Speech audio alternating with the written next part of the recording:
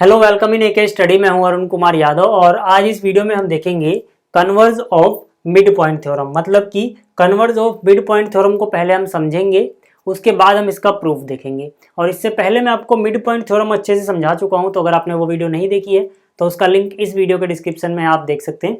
तो चलिए समझते हैं पहले कि ये थ्योरम क्या कहती है, उसके बाद इसका प्रूफ देखेंगे। ठीक, तो यहाँ पर क्या है, इस थ्योरम के हिसाब से the line drawn through the midpoint of one side of a triangle parallel to another side bisect the third side।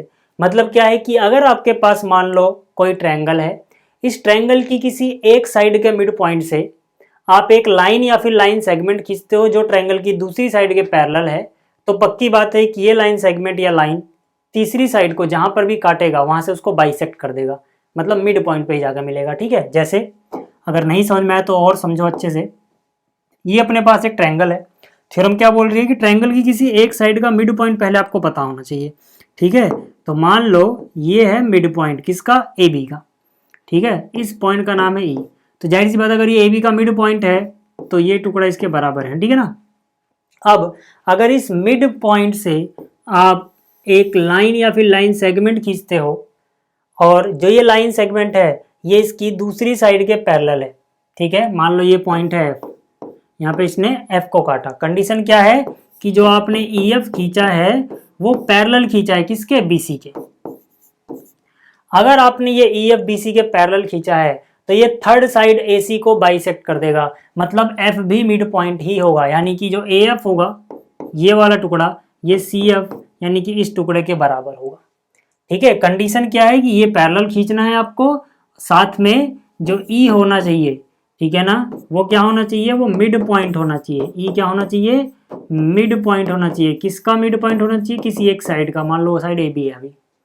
ठीक है, तो फिर से समझ लो एक बार और, क्योंकि समझोगे तभी आपको आगे मजा आएगा प्रूफ देखने में।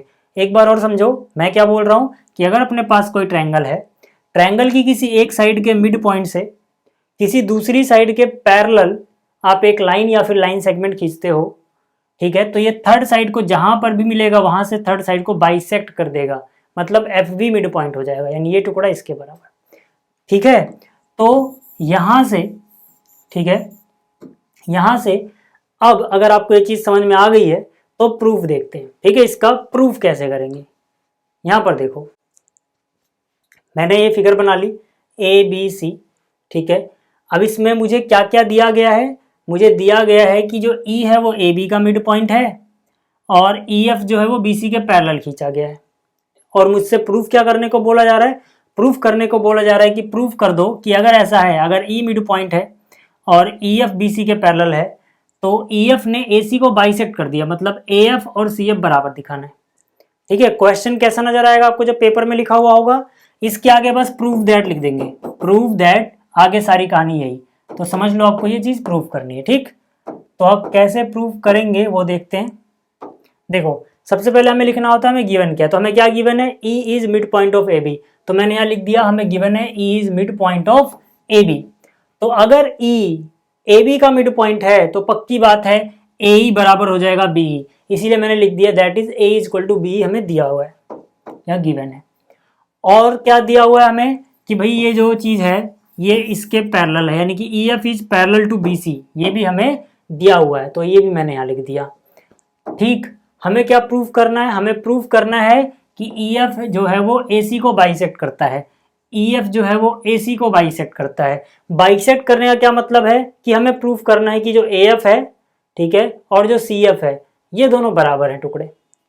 ठीक, अब इसको करने के लिए हम कुछ कंस्ट्रक्शन करेंगे। कंस्ट्रक्शन क्यों कर रहे हैं अभी मैं जब आगे एक्सप्लेन करूंगा समझ में आ जाएगा।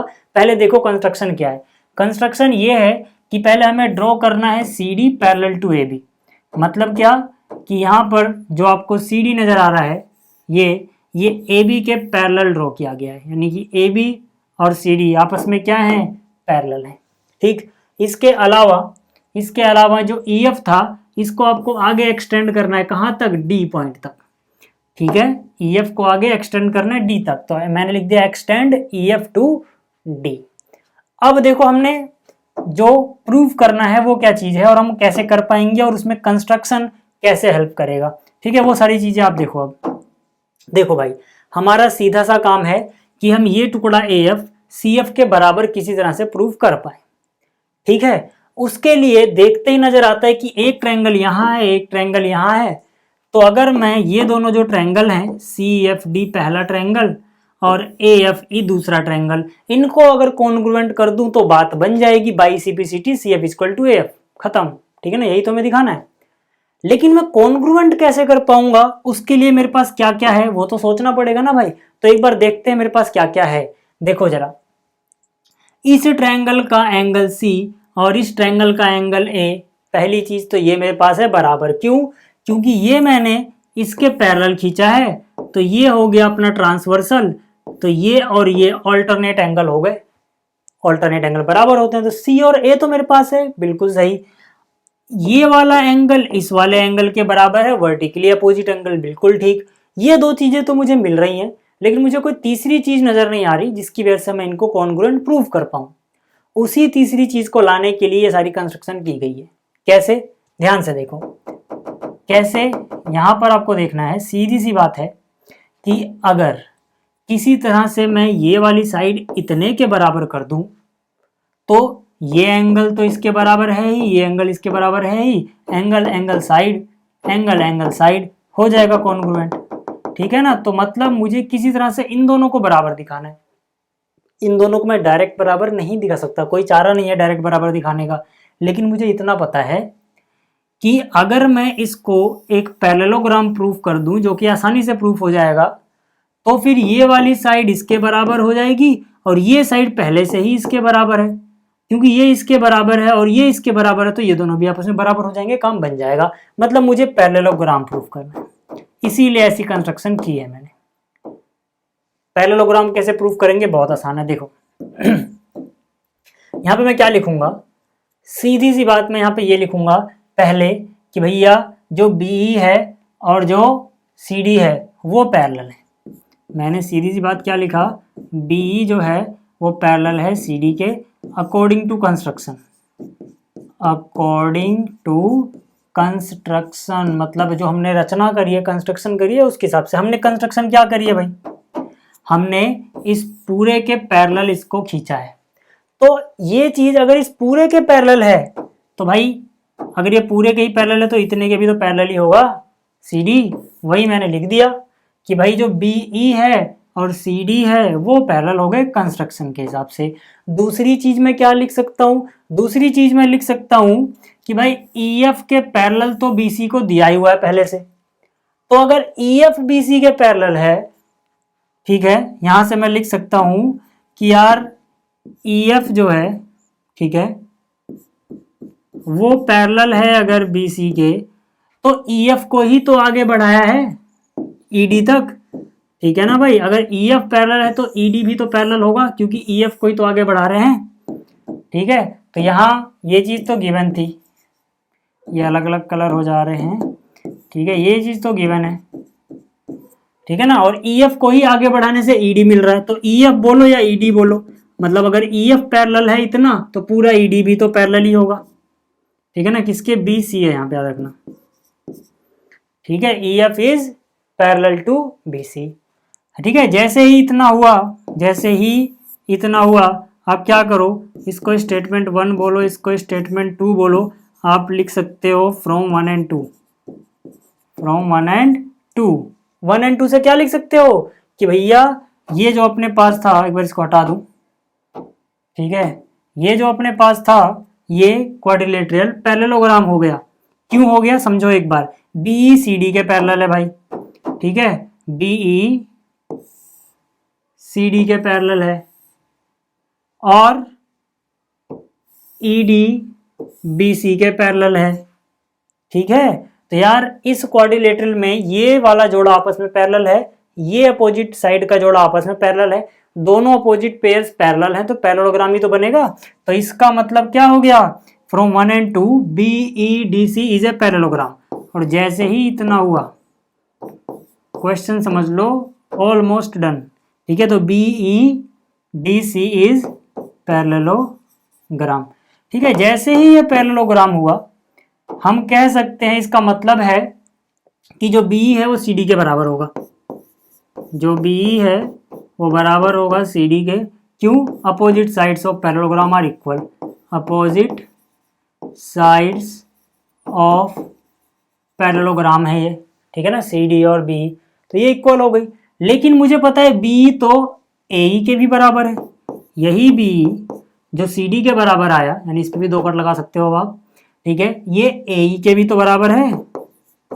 अच्छा ऐसा क्यों लिखा? गिवन है यार, ठीक है ना, गिवन था ना अपने को कि E है वो मिड पॉइंट है AB का, तो मतलब ये टुकड़ा इसके बराबर है, तो गिवन शुरू में लिखा था, ठीक है।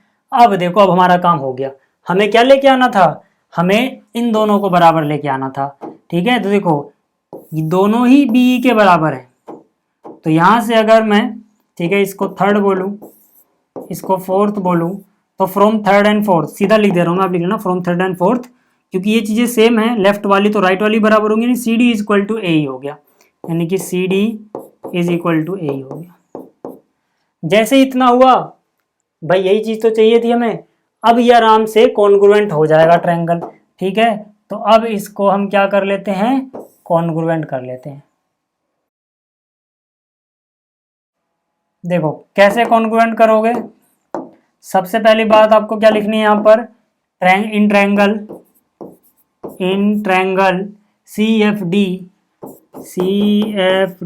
And AFE, and in triangle AFE, ठीक है। इन दोनों ट्रायंगल में क्या क्या पता है अपने को? अपने को पता है कि भाई जो एंगल C है वो एंगल A के बराबर है, और ये वाला एंगल मान लो कि ये 1 है, ये इस वाला एंगल यानी 2 के बराबर है, ठीक है ना, वर्टिकली अपोजिट एंगल। तो 1 is equal to 2, angle 1 is equal to angle 2, क्या है ये? वर्टिकली अपोजिट एंगल, शॉर्ट में लिखा मैंने। इसी तरह से angle C is equal to angle A, angle C is equal to angle A, ये कैसे एंगल है? ठीक है, ये कैसे एंगल है? ऑल्टरनेट एंगल है, ठीक है ना, alternate interior angle, alternate interior angle, ठीक है, आप लिख लेना ऑल्टरनेट इंटीरियर एंगल। इसके अलावा अभी हमने सिद्ध किया है, प्रूफ किया, CD is equal to AE, ठीक है ना, यहाँ पे आप देख सकते हो, तो हम इसका यूज कर सकते हैं, CD is equal to AE, proved above, ठीक है, ये भी हमने ऊपर प्रूफ किया है, मैंने बॉक्स में बना दिया इसको, ठीक है। तो कौन सा नियम लग रहा है भाई? ये एंगल है, ये एंगल है, किनारे पे साइड है, तो हम बोल सकते हैं भाई एंगल साइड, ठीक है। एंगल साइड से क्या हो रहा है? एंगल साइड से जो ट्रायंगल है CFD, कैमरे में आ रहे क्या? हाँ, ठीक है, CFD वो सीधा सीधा कॉन्ग्रुएंट हो गया ट्रायंगल AFE के। और जैसे ही इतना हुआ, हमारा मकसद क्या था भाई? हमारा मकसद तो ये था कि ये वाला टुकड़ा किसी तरह से इसके बराबर आ जाए, वो तो हो ही गया ना। CF देखो कहाँ से आ रहा है? लास्ट शुरू के 2 अक्षर, यानी यहाँ आएगा CF इज इक्वल टू, अच्छा इसके कॉरेस्पॉन्डिंग पार्ट बराबर होते हैं, अगर ट्रायंगल कॉन्ग्रुएंट हो तो कॉरेस्पॉन्डिंग बराबर होते हैं। कैसे पता लगाते हैं? इसके अगर शुरू के 2 अक्षर लिए हैं तो इसके शुरू के 2 अक्षर ही लोगे, यानी CF बराबर AF होना चाहिए बाई CPCT, ठीक है। यही तो हमें लेके आना था, अगर ये दोनों टुकड़े बराबर हो गए तो मतलब बाइसेक्ट हो गया वो। तो इस वीडियो में इतना ही, उम्मीद करता हूँ आपको समझ में आया होगा। जल्दी मिलेंगे अगले वीडियो में। इस वीडियो को देखने के लिए थैंक्स।